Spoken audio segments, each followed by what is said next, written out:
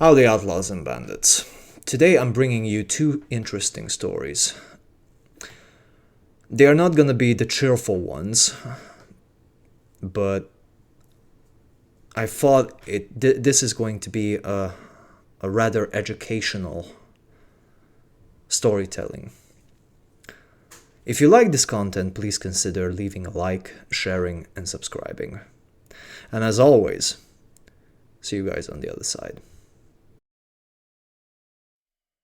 My husband came back from deployment, and now he's racist. Nonfiction. Hi, this is a throwaway account for numerous reasons, and I'm coming on here to vent and for advice. So please feel free to help me out. So I, 27, am married to my husband. Let's call him Lucas, 30, and he was in the Marine Corps since he was 18.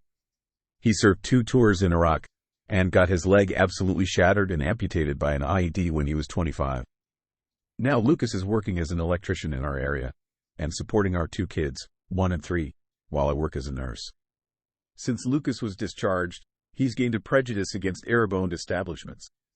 On one of our first dates, he took me to a halal market and got really good feta and this sauce called tahini. It was really good. Now my husband refuses to step foot in there, and says that I should just buy feta from Giant or something. Or when a hijabi is walking down the street, my husband guides us to the closest crosswalk and makes us cross the street, or he'll stand as far away from them as possible. When I've asked him about it, he just says that I haven't seen what they've done, and that he doesn't agree with their lifestyle. I'm worrying about this now, however, because my husband took it too far this time.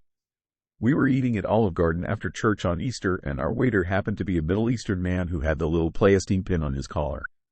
My husband kept on shooting the waiter dirty looks, and when asked for his drink order, my husband asked the man his ethnicity. After finding out the man's parents immigrated from Afghanistan, Lucas immediately asked for the manager to get us a new server. When the manager came over, an old white man, he asked my husband if there was anything wrong with the server. Lucas responded that he just wanted a different server. I'm pretty sure the entire kitchen spit in our food all night, and Lucas wouldn't get this nasty glare off his face. This isn't the man I married. The Lucas I know didn't care about your religion or looks. He just genuinely wanted a good time. What do I do? How many more times can we have the same arguments? So, this is a tricky situation to be in.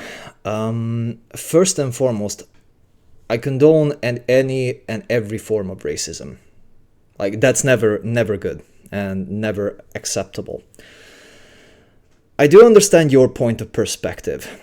However, because he served 2 tours in Iraq, you can't necessarily understand the PTSD that he's going through, especially that he lost a leg. Again, I'm not condoning racism. No, far from it.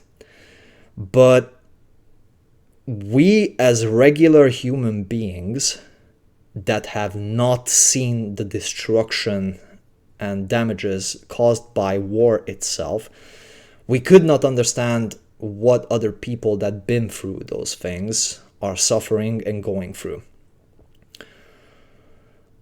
I do not agree with him being or judging people that he doesn't know. And yes, you guys most probably had spit in your food the entire evening. Most probably. But setting that to the side, how to move forward? That's a tricky question again.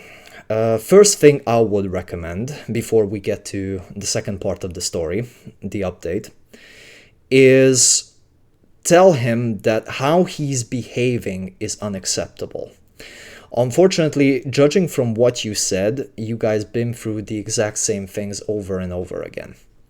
However, in these cases, you need to stand your ground and give ultimatums that you are not comfortable with being with a racist, first and foremost. But judging how you speak from him, I can see that there's genuine love behind it.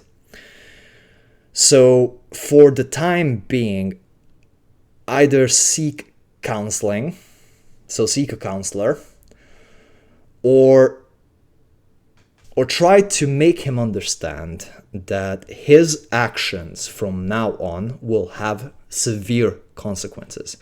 Don't get me wrong, I'm not saying to divorce him, but if this keeps on going, then you should definitely have a plan B. And again, I'm not saying that that plan B needs to be severely drastic, like divorce or something. But try counseling. Like, basically try counseling. We can't really understand what these people, meaning your husband, went through. We were never in war. So, yes, some form of hatred, we are human beings, some form of hatred will develop over time for a certain ethnic group. But you need to make him understand that that's not all right. Let's see the update if you guys managed with something. Less than edit greater than. What the hell are these comments? I posted this maybe 30 minutes ago and I'm getting the most disgusting and racist things posted in these comments. So let me clear the air. My husband joined the military when he was 18 because he had dyslexia and ADHD, which made school insanely difficult for him. And he wanted money to support me and our future family. Exactly. We're high school sweethearts. Met senior year, and I love my husband very much. When I heard his leg was amputated, I almost had a heart attack. I was so worried about him, and soon after he was discharged. Soon after, he seemed only like a shell of the person he was. He wouldn't eat. He sat around all day. It broke my heart to see him that way. But when I found out I was pregnant with our oldest daughter, he started going to his physical therapy appointments, started wearing his prosthetic regularly. We went out on dates. He started being happy. And just because I posted one bad thing in our life, don't let it think that we don't love one another. He is an amazing father, husband, and son who was traumatized. And I get that. Trust me, I do. But I don't think that gives him that right to practically spit on innocent people who have nothing to do with what happened there. His birthday dinner, held on Sunday, was supposed to be loving, which he just couldn't accept. Most of the people commenting supporting this behavior know nothing of true religion or war. So please, give me advice how to bring this up with my husband, or continue to stuff your face with junk food in your mom's basement. So, as I said, how I see it, you guys are fully in love with each other. And there are advances from him to better himself. Seeing that he's going to therapy. Again, we can't understand what's going through his mind. Like, we did not, as you said, we did not witness war. We did not witness that culture. But, on the other hand, that does not give him the right to act this way towards innocent people. I would definitely recommend counseling. Tell him that his actions have severe repercussions. First and foremost, try to tell him that this is not a good way to act in front of your kids. Because that's not a good thing that the kids will learn. And obviously at that age, they are young enough to be influential enough that maybe something could be passed down in this behavior. So first, try to speak with him that this is not acceptable, neither towards you or your children. Second, if that doesn't work, seek counseling.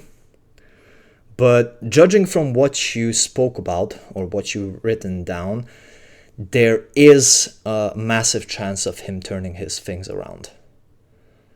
Focus on this. Emphasize that his behavior is not okay. And this could affect the lives of your children moving forward. If he's that good of a person that you say he is, then he will realize that the error of his ways. Hey, I'm just the guy on the internet chatting shit. I wish you guys the best of luck, and I think everything will turn out fine. You just need to hold your ground and be firm with this, because this is not acceptable, even despite the things that he went through. My father died a terrible death. Venting. My father was a passenger on a public city bus when someone suspected that he had a gun and grenade on him. The bus driver faked a breakdown to call police and allow time for them to arrive. He also helped an elderly lady get off as well before exiting. Only one officer arrived to check out the situation to find my father, who was intoxicated and outside smoking a cigarette. The officer told him to put his hands up, which he did to his shoulders, and the officer removed the gun. However, my dad revealed a second gun too, which frightened the officer to unload. It was discovered after that the two guns were BB guns and the grenade was a canister of BBs. So here are my questions, and opinions are more than welcome. Given the dangerous circumstances to a gun and possible grenade call, why wasn't there backup call? Why did the cop not tell him to drop all weapons before approaching? I feel better de-escalation tactics should have been used. If he was uncooperative and reported as intoxicated, why isn't that an immediate taser? My dad wasn't in his right mind and was going through a hard time. Why he had a BB gun on him is a different story. This happened 15 years ago. Lawyers across the country followed the story and said they could make a case, but my family let it go. Rest in peace, Dad. Wow. First and foremost, bro, sorry for your loss. I'm curious to find out why the BB guns were in your dad's possession. Okay, BB guns is one thing. But a grenade with BB pellets in, isn't that a little bit excessive? Even if he's not in his right mind, even if he's severely intoxicated, why did he have all that shit on him? Okay, if you guys, and I'm basing this off of an assumption, if you guys are living in the US, then concealed carry, obviously. But there's no reason for a grenade. And I'm not saying this to question or judge your dad. Even in the police officer's case, I could feel his pain. Like, if the correct methods are used, how many guns do you have? Do you have anything on you? I think just the police officer got startled when your dad revealed the first gun and didn't tell him about the second gun or the grenade. Yes, things need to be a little bit different in this department, because sometimes police can get irrational and sudden. But to take a life from somebody just from getting scared, I don't know. Like, this one is heavy. Again, I'm really sorry for your loss, bro. Try not to fall into the same issues. So avoid alcohol at all cost. Look at Trump. His brother died because of alcohol. He does not touch the stuff. Follow your dad. Again, rest in peace and complete respect to them, but follow your dad's don't follow your dad's route. Try to avoid things as much as possible.